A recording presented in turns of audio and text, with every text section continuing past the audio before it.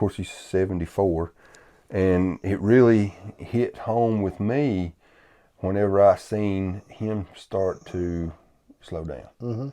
You know, it's I don't know. I'm like you. I don't know why it's affected me, but maybe it's a reality. I don't know. But when you lose a parent too, when a parent dies, you know, you gotta there's a part of you.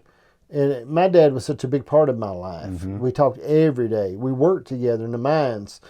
Everything I done, we done together. Right. Okay, and him and my mom worked with me in everything I did. Mm-hmm. And you know, but when he died, I mean, we talked. When Tucker come on at night, 8 o'clock, he called me and we talked about it. When Sheldon done something funny on Big Bang, Dad would call me. He said, "You know what Sheldon just did? You know what I mean?" But we talked about that, and there was a big hole left in my life. Mm-hmm. But I thought there was a time there that I thought, what am I going to do? Right. You know, this time is gone. Mm-hmm. And, yeah, I mean, you know, whether you want to admit it sometimes or not, you look to your dad more than what you think in your adult life. And, you know, I mean, we used to hunt. I mean, it was crazy. Of course, I'm not able to do it as good as I used to, and I know he can't. And we miss it, but we realize once you pull the trigger that all the fun's over. right. But, I mean, when we get together, we tell stories. Oh, you remember this, or you remember that. And a lot of it's around the hunting and the fishing. And it hurts me to see that he can't get out to do that like we used to. And that makes sense.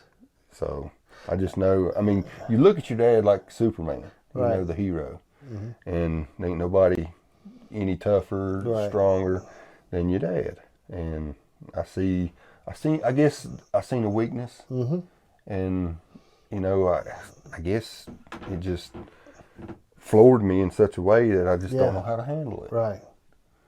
Yeah, that makes sense, man. I don't know. You know, I think my dad, we weren't hunters. Mm-hmm. We didn't hunt, we didn't fish. My dad pick up a basketball was the awkward, funniest thing you ever seen, okay? I mean, we were storekeepers. Right. That's what our family did, and we were always done that. And we would do things together that was, we would design and build stuff, my dad and I do it. We get the welder, and we get the stuff out, and we design. We designed one time, I remember one time we worked for like 2 days, didn't sleep but maybe a couple hours. We designed a press where you took slack coal that they couldn't use and put in it and made a log out of it. Mm-hmm. Okay? And we made these logs that go in a fireplace. Right. And we designed a press, man. Clamped it, cut it all, steel, made it, had a hydraulic press. We pressed them up, put that slack in there, put just the right amount of wax in with it to bind it together. Yep. And we took them to Charleston, you know, to try to get a patent on it, but we never went on through with it. Probably could have been 1,000 years by now. Sure. But I mean, you know,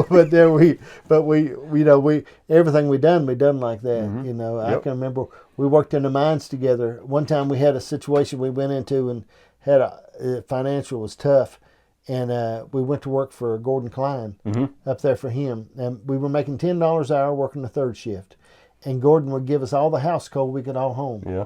And he would buy all the timbers we brought to work with us.